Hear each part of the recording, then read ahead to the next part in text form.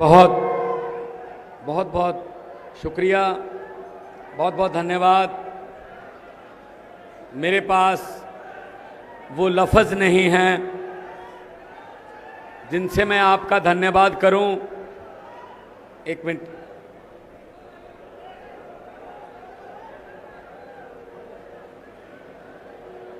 क्योंकि इतनी गर्मी के बावजूद आप लोग धूप में खड़े रहे, इंतजार करते रहे। ये धूप में खड़े रहना, ये इंतजार करना और बिना कहे तालियां बजाना, ये इस बात का सबूत होता है कि लोग जो हैं वो बदलाव के लिए तैयार हैं। मंच पर आसीन आम आदमी पार्टी के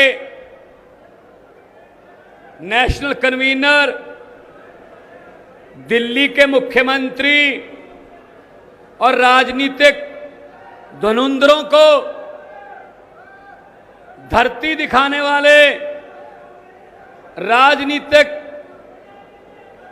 अपने आप को कभी ना हारने वालों की लिस्ट में अपने आप को समझने वालों को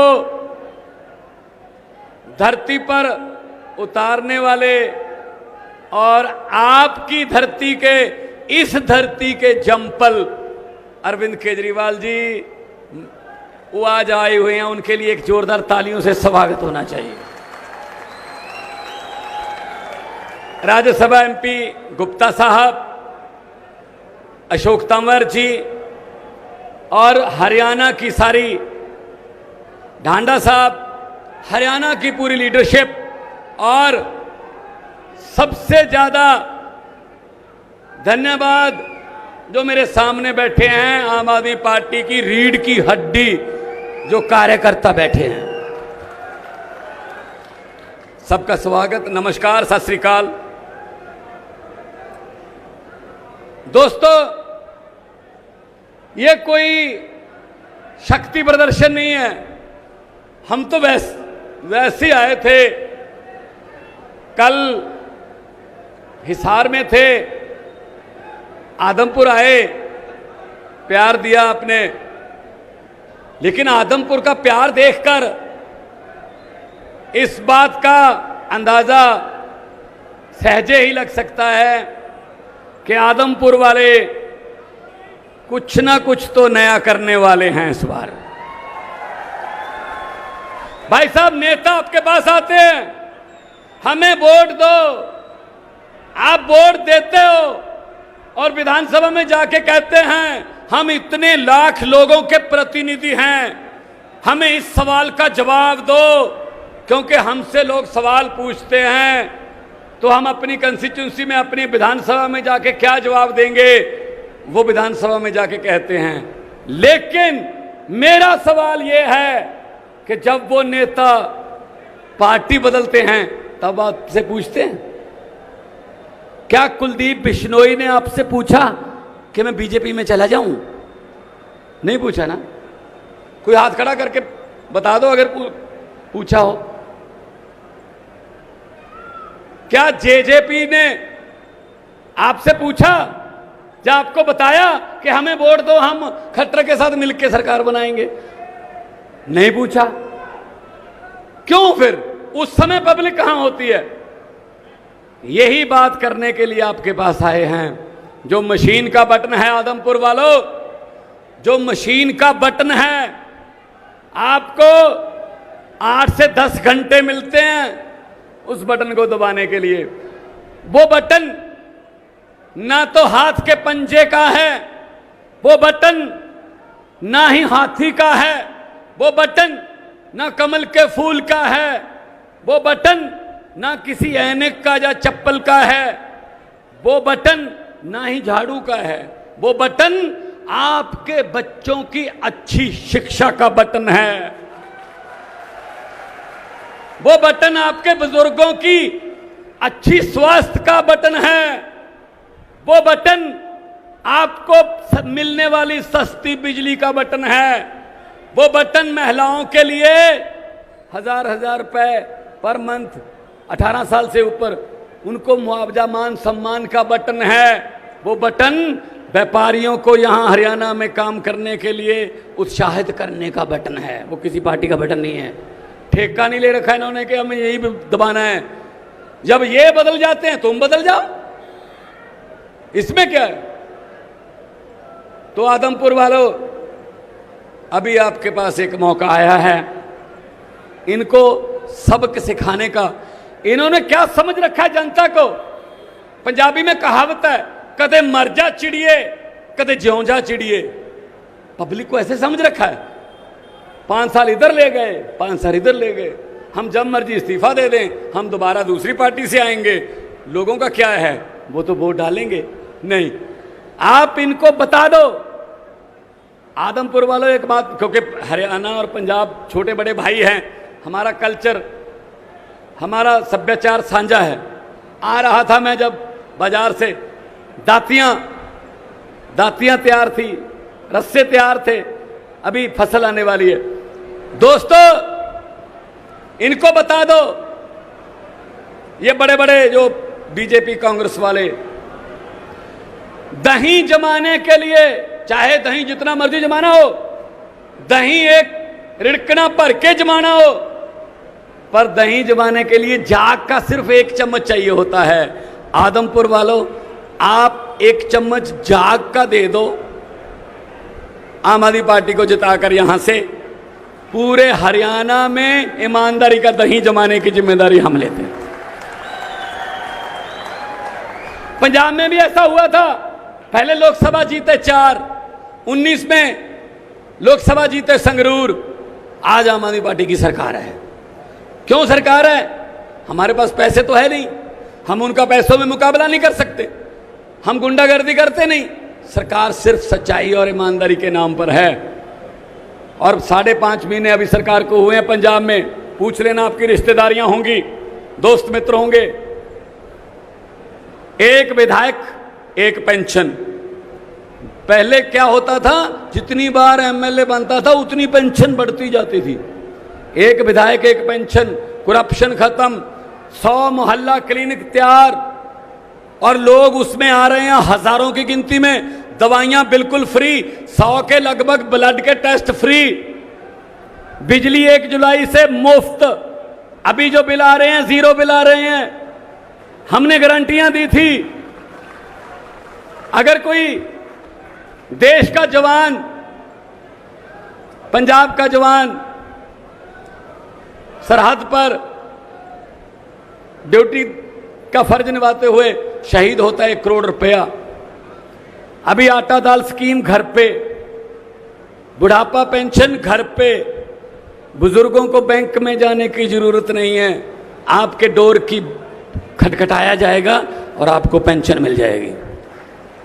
ये पहले क्यों नहीं हो सकता था? हो सकता था।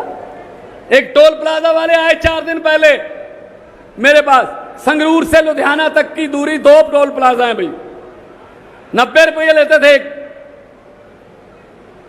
वो आए और उन्होंने कहा जी हमारे 20 महीने बढ़ा दो, 20 महीने हम और टोल चला सकें।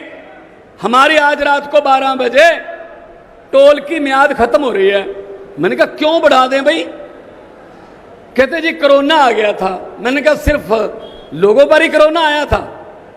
आपके लिए भी तो कोरोना नेशनल डिजास्टर है, एक कुदरती आफत है। तो बहुत से लोगों का बिजनेस डाउन हुआ कोरोना में, तो वो भी तो बैठे हैं, आप भी झेलो। कहते जी किसान आंदोलन की वजह से हमारा नुकसान हुआ। मैंने कहा जी सेंटर ने कानून बनाए थे, 1 साल बाद सेंटर ने कहा जी गलत कानून है, माफी मांगते हैं। अब उनकी गलती की हम खमियाजा क्यों भुगते हैं? मैं कोई 20 महीने नहीं बढ़ाऊंगा। आज रात को 12 बजे दोनों के दोनों टोल प्लाजे बंद करो। मैंने बंद करवा के रखे हैं वो टोल प्लाजे।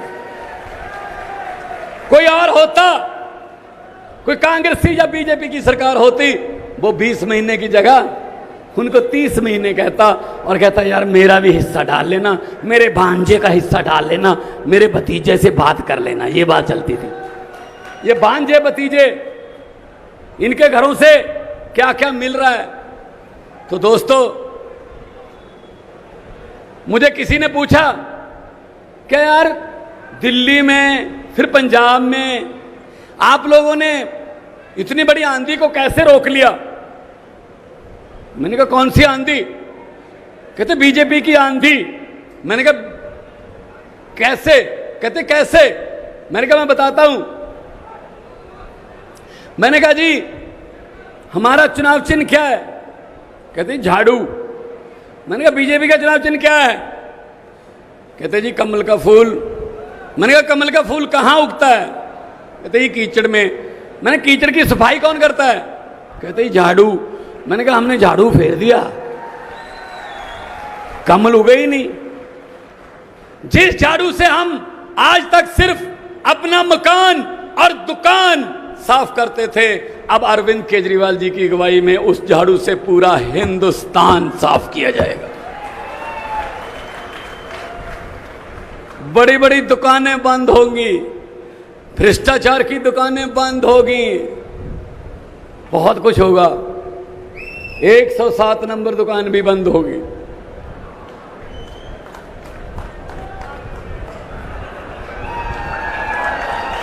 सही है ना? बंद हो जाएंगे ये। इन्होंने समझ क्या रखा अपने आप को यार?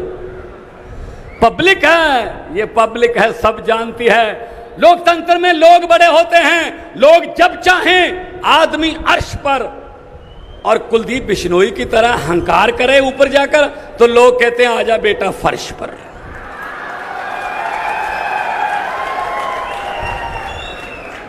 तो इनके पास कुछ नहीं है, ये सिर्फ अपना बचाव करने के लिए इधर उधर जाते हैं, लोगों के वोट को इस्तेमाल करते हैं।